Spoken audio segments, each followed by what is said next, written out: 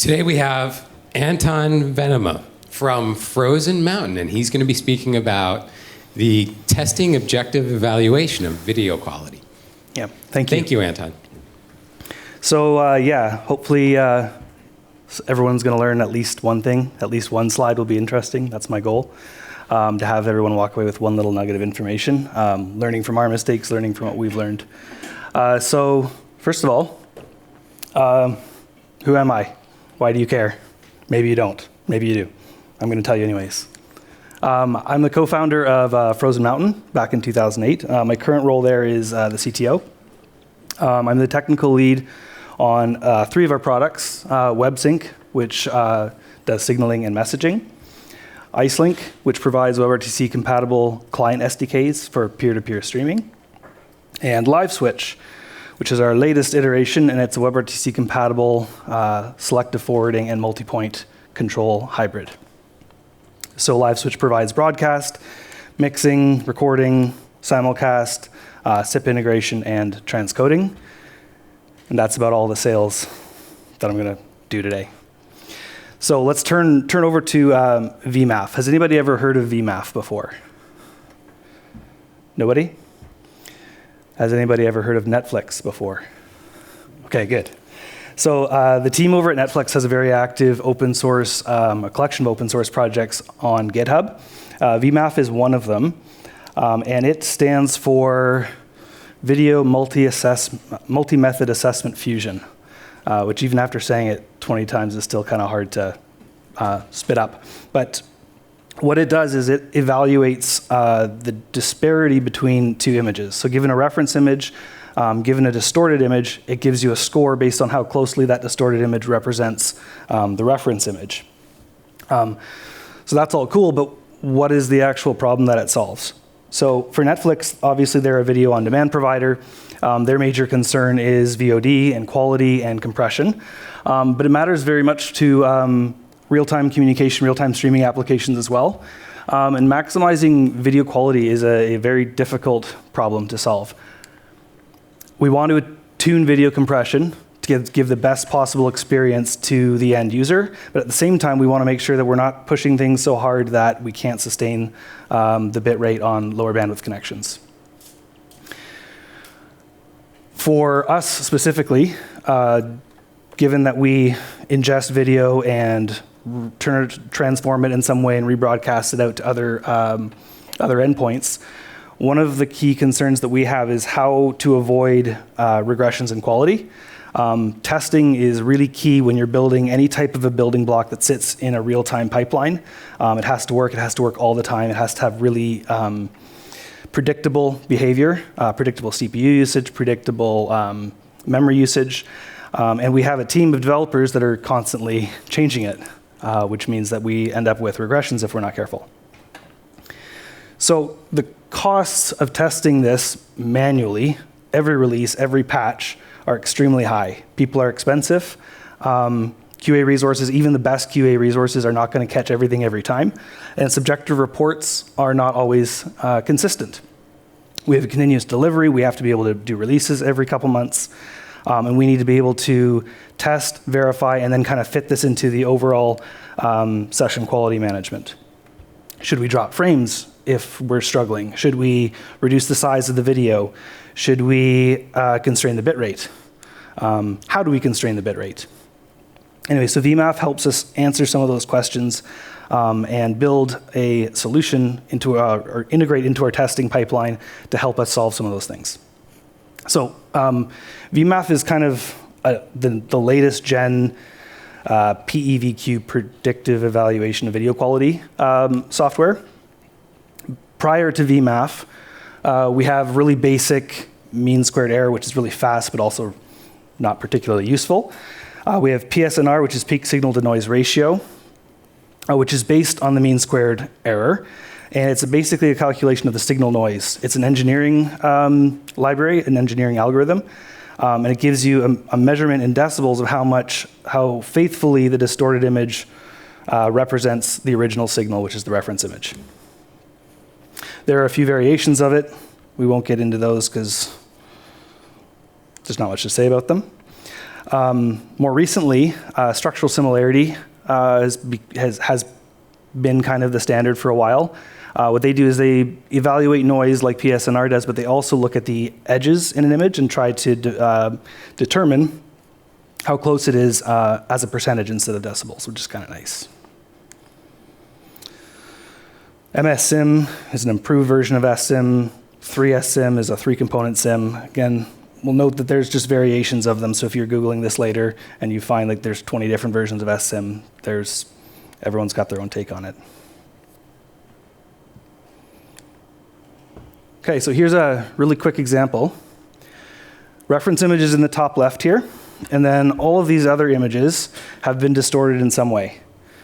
And you can see that the different scores represent how faithfully that represents the image, and it also represents how poorly the mean squared error actually tells you how good a quality the image is, whereas S-Sim is much more reliable. So, different libraries are out there. There are a lot more, like there's more than just PSNR and S-Sim. You can Google if you want to, there's just a whole bunch of them. But what it comes down to is that what matters is what the user experiences. So you can say that our library scores 0.95 on every image and it's super high quality, and then you show it and it doesn't look good, well, then it doesn't matter. Everything's an approximation of this mean opinion score, which historically has allowed users to rank quality subjectively. This is the type of thing that you'll see at the end of a Skype call, a little pop-up that says, please rate your call from 1 to 5. It uses absolute category ratings from 1 to 5. It's a very simple system, and the telecom industry has used this for decades, longer than I've been around.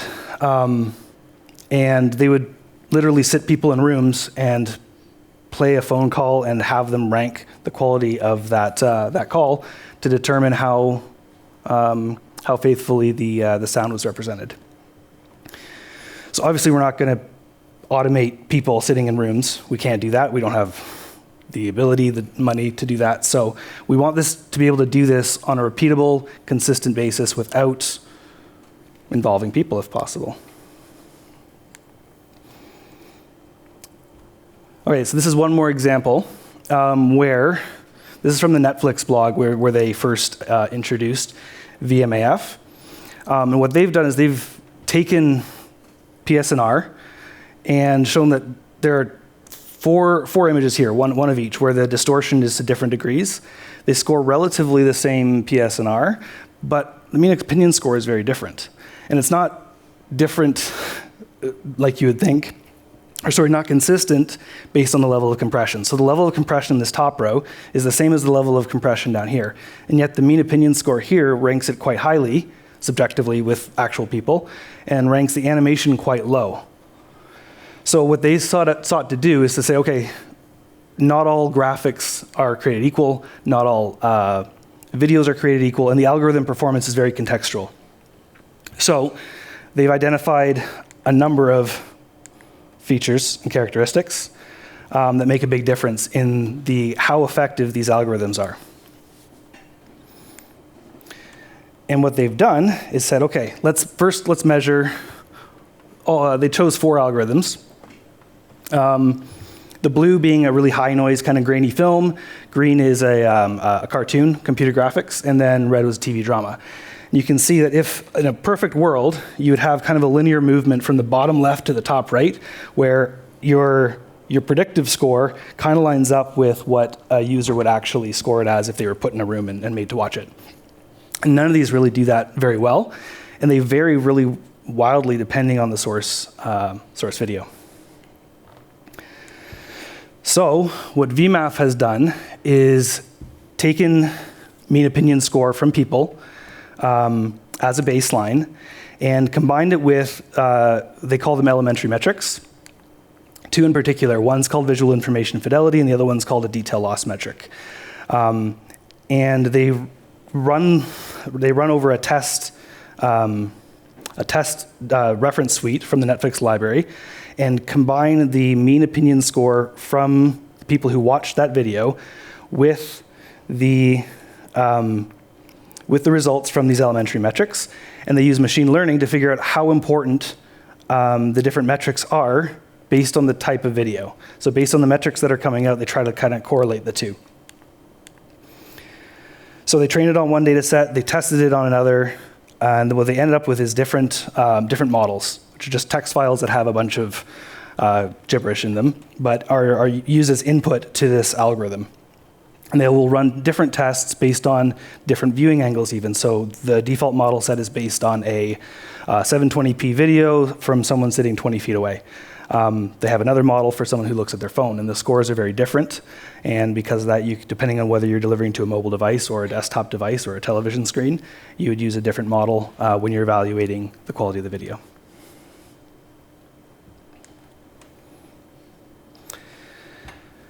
So this is going back to the 4 boxes that we had before. DALA, which is an implementation of PSNR HVS, was the best performing out of the bunch. And so Netflix has compared that against their own algorithm, and you can see it's much, much closer.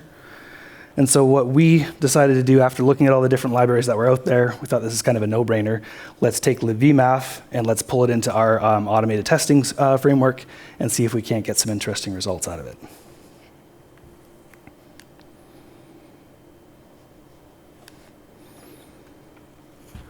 So first step, clone the repo. Step 2, build the library. Step 3, call a simple function, which looks like this. It's not very simple. And there's no documentation on this. So the majority of a week was spent trying to figure out, okay, exactly what properties are we passing in here, digging through the source code. They have a number of examples. That's their documentation. And so you kind of reverse engineer it from there.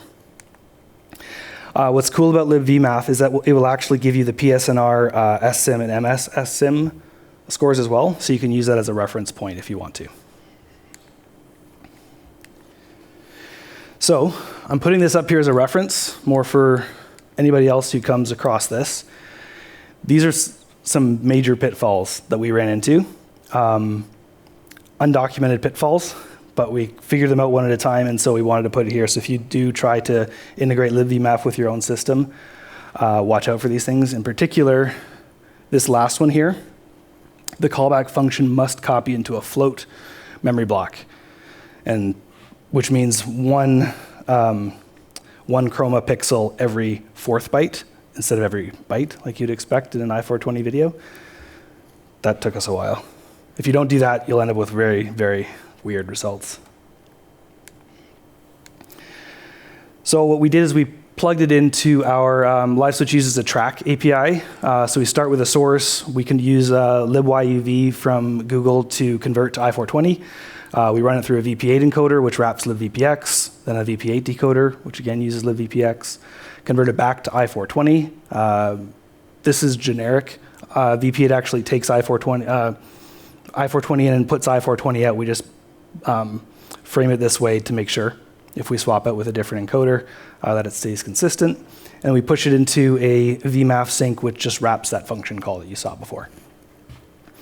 So we wanted, in our test, we did 30 frames at a time. So we start the source, wait for 30 frames to roll through, then stop it, and then do some analysis on the results. So the tricky part is actually lining up these reference frames with the distorted frames. With the example that I just showed, it was a little simpler because it's all in memory. We're not dealing with 2 different endpoints on two different processes, 2 different machines. So we can simply use a concurrent queue where as the source raises frames, we push them to the queue. As the sync processes frames, we pop them from the queue, and everything just kind of lines up because we're doing one-to-one. It's a little more complicated if you don't drop frames. So we're in a lab environment in memory, using a virtual network adapter to ensure that we don't drop frames. The purpose of this was to evaluate video quality. I'll talk a bit more about this in a second, but next steps are actually integrating this in with our distributed system and timestamping the video frames so that we can reverse align them afterwards. Okay, so experiment time. Experiment number 1. So there's this concept of a null video source in IceLink and LiveSwitch. A null video source does nothing. It's null. It exists in memory, but it doesn't do anything. What you can do is you can tell it whenever you want to generate a frame. It's really handy when you're testing or tracking the path of a fragmented packet through a system. You can generate one, kind of sit on the other side and wait for it to show up. It generates a solid black frame. And what we wanted to do was compare I420, no compression, that's kind of our reference, against VP8, against VP9, against H.264, all tuned to 768 kbps. This is what it generates. It generates a black frame. And I honestly don't know what we were expecting. The video compression on a black frame is really good across the board. And everything scored perfectly. So we threw out that experiment, moved on to experiment number 2. The other video source that we use to test is a quote, fake video source. And what it does is it generates a gradually shifting change in the hue of a color wheel. Basically rolls around the color wheel and just generates a solid color frame. We use this for tests, integration tests, where we want to generate a continuous flow of media.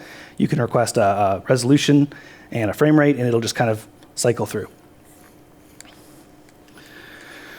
Same thing, same test. And I believe if I can do this, I can show you what it looks like. Did a little recording of the video quality. You could probably all imagine that in your heads, but there's a visual example of what it looks like. Okay, so stop the video. Advance. Also did perfectly.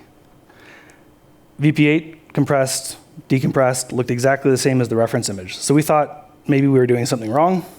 Turns out we're not doing something wrong. It's that compression is really good in general at solid colors. If all you've got is a solid color image, it can compress and decompress nearly perfectly. So we had to move on to non-fake video sources, finding better test inputs. Has anybody ever heard of Big Buck Bunny? Yeah, so it's been around for a while, since 2007, 2008. Blender Foundation, it's a 720p video. That's the version that we took at 30 frames per second. For those of you that haven't seen it, we took just a 10-second clip of it. It looks like this. So you can see there's a lot more going on. There's a lot more, hopefully, to go wrong and to lose in terms of video data as we compress and decompress.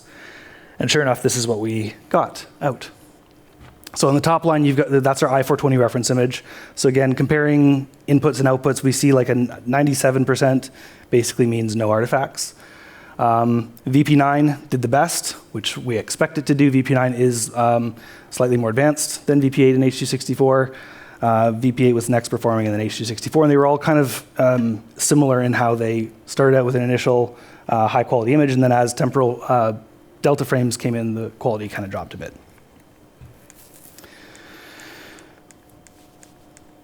So VP9 was our top performer here.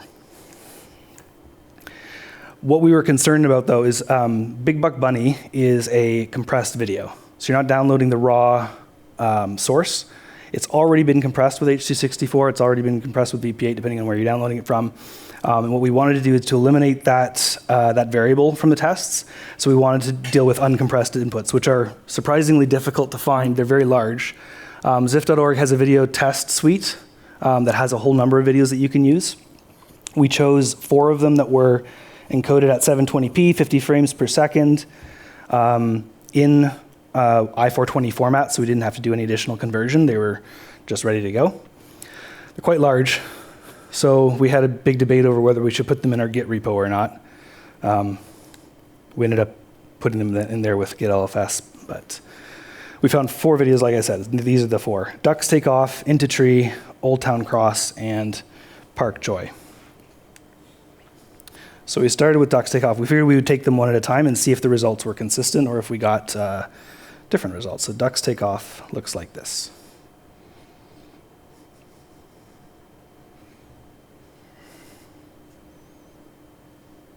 It's ducks taking off.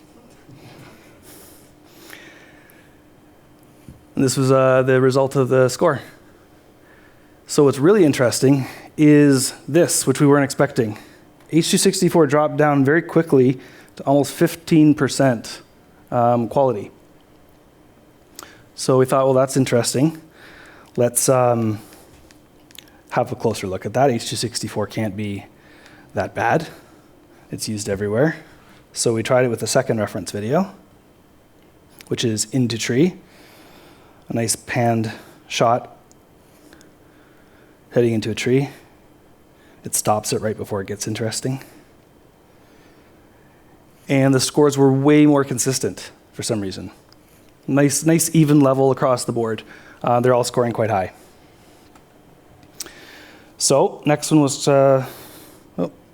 score summary here. VP9 still the leader in terms of quality, which again is what we would expect. Old Town Cross was the next one. Looks a little like this.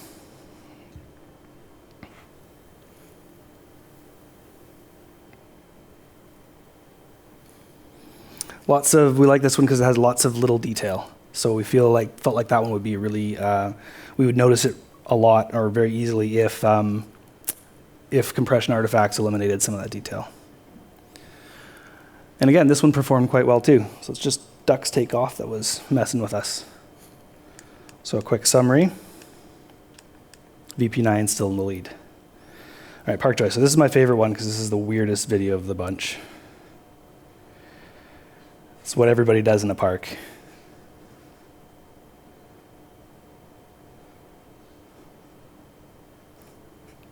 It's ridiculous.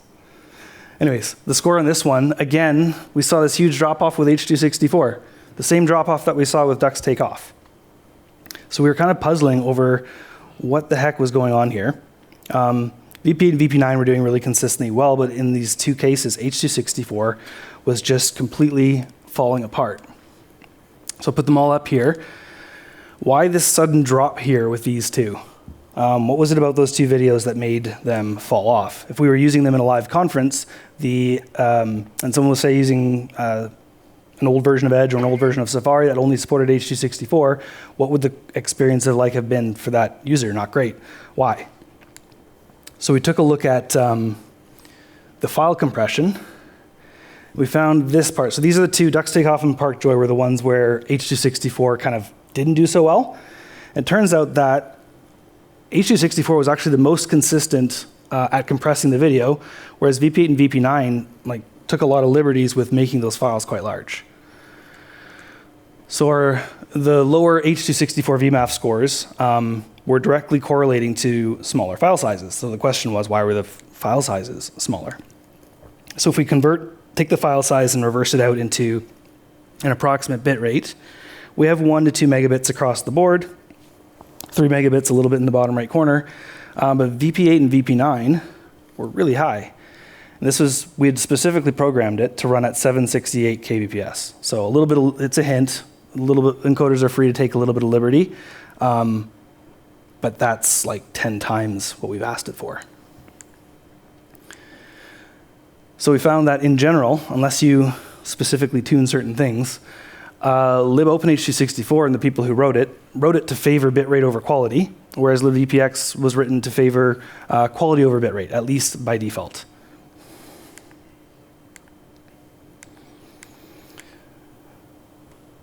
So then we were excited because we actually had some interesting data. I was excited because I was going to have something I could present on at the conference. We thought we would do this experiment one more time, but with the full video. So what you saw before was exactly 30 frames, 1 second worth of media. So if you run the same tests again, but over the full 10 seconds, we see something else interesting with OpenH264 here. And that is, on Park Joy specifically, we've got these massive spikes. And over here too with Into Tree, it was fine for a while, and then we've just got these big spikes at the end, which didn't make sense. So if we looked at the keyframe counts, we noticed that the two videos that had the big spikes had also a surge in the number of keyframes. We just did an initial counter just to see if it was a thought that someone had, maybe it's keyframes, and it looks like that's a high probability. So then our next step was to actually map those keyframes onto the graph to see if they lined up. So this is our original Park Joy with the spikes, our original Into Tree with the spikes, and the red lines are our keyframes. So it lined up perfectly. We did the same thing with Into Tree, and sure enough, it was the exact same thing. And to be honest, I'm still not entirely sure why. We ran out of time before the conference. But the next step for us is to look into, okay, so why is OpenH264 generating keyframes? We're not requesting them. That would obviously not be a great thing for the user experience if they were running on like a 768 kbps connection. All of a sudden, we're just spiking it up massively to get keyframes through.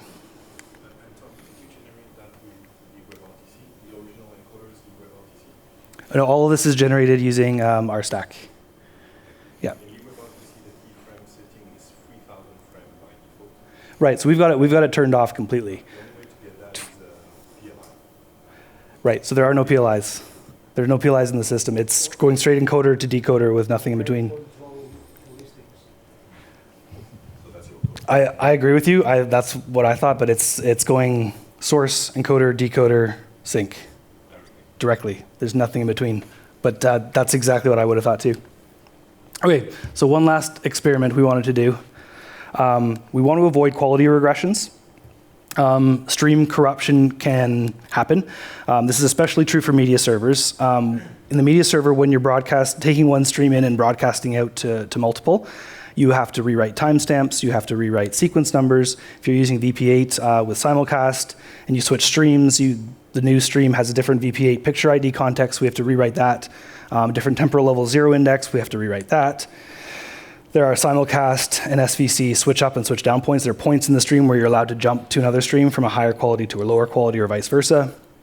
And to the client, it's supposed to be all seamless, the one receiving the video stream. If you're switching from a high quality to a low quality, or the original presenter's gone away and you've substituted a new presenter, it's supposed to all present as a seamless stream. But it means we're messing with the stream a bit, and we have to do it really carefully and really accurately. And if we mess up, it looks really bad. You end up with instant macro blocking, like this nice image turns into just this gobbly mess where you can't tell what's going on. Terrible user experience. We want to make sure that anything that we do avoids that as we automate our build process. So we set out to simulate stream corruption. And we had these two tasks to kind of manage. One was to fool the depacketizer. So a video frame shows up, it gets compressed down, then it gets split up into RTP packets. I'm sure most of you are familiar with this. On the remote side, it gets reassembled back into an encoded frame out of the RTP packets and then decompressed.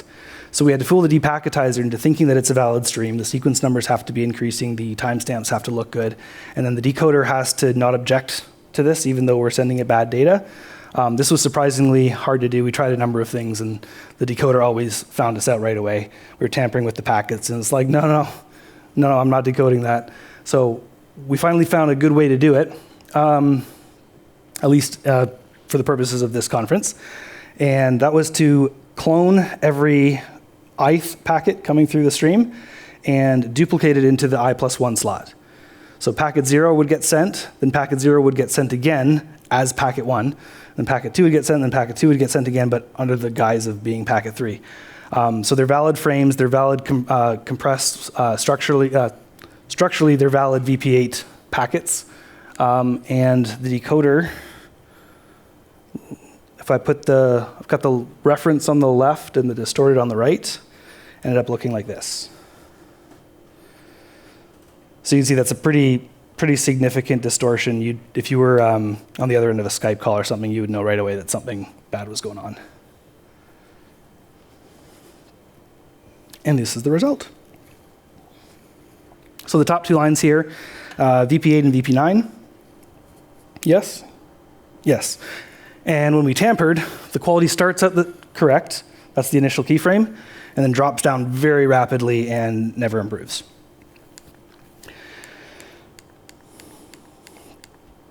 So a drop by over half in the VMAF score.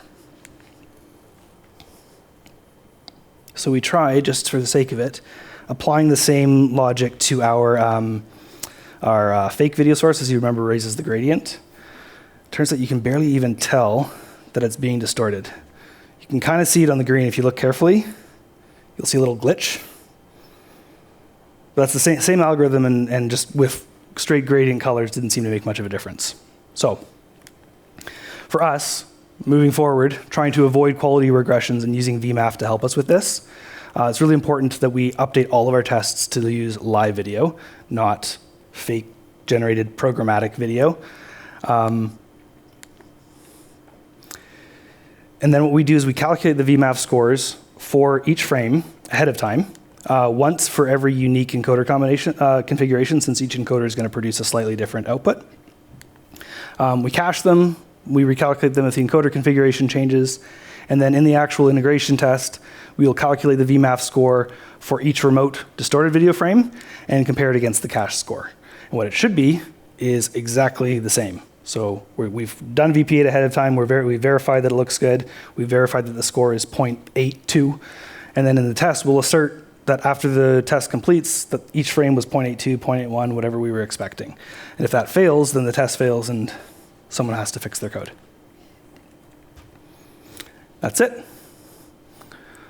Thank you. Well, thank you. Do we have any questions from the audience? Did you ever think about taking it to real time? Taking it to? Real time, like real time video and understand when you don't have the source. Yeah. So this last test here, if I go back to this is actually integrated in. So we have the original tests were just like all in memory, like encoder, decoder, done. The last round of tests hit a stream, go to the network, come back up, and then go through a depacketizer decoder. That still assumes that there's no packet loss. So those tests work, but only in lab environments. Next up for us is actually making this work in our distributed test environment, where we plan to timestamp, watermark each image, and save out the raw data, including in a web browser, and then compare that against the reference image afterwards. So it's kind of we collect the recordings of the raw images, and then afterwards, look for the timestamp. If we can't find the timestamp, it fails the test, and then compare them against the reference image. Does that answer your question? No idea. I was wondering if, like in production environment, to see that the user facing a bad video at the moment and like put the message to him, go to a different network or whatever. So VMAF is not fast. It takes, for a 10-second video, the test takes about 10 minutes. It's roughly a second per frame. So real time would be challenging. What we were more looking at doing is if we can calculate these scores in a test environment, and we can also collect statistics on the connection, then we could, using machine learning, buzzword, but try to correlate changes in the image quality with changes in the statistical scores, which we can capture and analyze in real time. So we could at some point use the statistics to predict a failing connection, failing quality. I don't know if you commented it, but so the ultimate purpose of the work you're doing. So let's just recapitulate. Netflix uses VMAF basically to be, as I understand it, to be able to check on the quality of videos, so that when they generate so Netflix uses a lot, let's say HLS or multi-resolution, let's say, I believe, video on demand. Yeah. So that basically they generate, I don't know, I think that on the order of 20 versions of the same video, or 25 versions of the same video for adaptive streaming. Right. And basically with that VMAF, basically they can tune per frame and per quality the different tunings of the encoder so that they get the best of it. That's correct, yes. Are you pursuing basically to, as you were showing, uncover the pitfalls from the different implementations so that, or so are you looking for something else? It's two parts. One is definitely we would like to be able to prove that we can tune each encoder to be the best it can be in a particular situation. That's in that way the goal is kind of aligned with what Netflix is doing. Because there you showed basically that the H.264 implementation that we are using now, it's over-triggering It's over-triggering on keyframes, and at the same time VP8 and VP9 weren't honoring our bitrate. So those types of things are very useful for us to know rather than find out in a production environment. So yeah, definitely, for sure. Okay, interesting, thanks. Yep. Yes, Dr. Alex. Hey Anton, thanks for the great data. I think it's very interesting. Never saw those spikes before. Good. No, I'm going to look at it and try to figure out what's going on. I want to make two comments. In the webrtc.org code, in the testing, you have end-to-end video testing, where they do baseline frame with a tag, encoding, network, fake network, Yep. and decoding. So Yep. they That's the same thing that we use do. VMAF from the same library, and it's all wrapped. Oh, really? So you could take a look at that code. I can show it to you. Yeah, that'd be And fantastic. That could bootstrap the RTP engine for you. Yeah. And you could test that as well. Great minds. In January, we published a paper called Narval, which is a real-time version of VMAF without frame reference. So we use an artificial intelligence on the Yeah. same data Just on the sets distorted that side? Netflix use for VMAF. Yeah. It provides the same result in the absence of a reference frame. Okay, very cool. That's specifically for real-time in production, not in the lab. Again, we're happy to collaborate there Yeah, let's if talk you're after. interested. Sounds good. Thank you. Any more questions? Well, I have a question, All right. and it's probably not a good one. That's okay. So there was, in two of the examples, I think it was example 2 and 3, it seemed like there was almost like consistencies between VP8 and VP9. Yeah. So it was almost like they were swapped out, and they reacted very. What was the reason for that? To be honest, I'm not entirely sure. But we did find, so we tested more videos than we presented here. We kind of handpicked the good ones, I guess. Different types of video, depending on the level of motion, depending on the number, like the blacks versus the brights, the brightness, the contrast, they all respond a little differently to different encoder settings. While we would want to optimize our encoders, we specifically want to optimize them for video communications, live chat type scenarios. Those are generally the most common, and then screen sharing. So we'll be tuning VP8 and VP9 to suit those use cases best. That might not be the best encoder configuration for Die Hard or for a live action movie, right?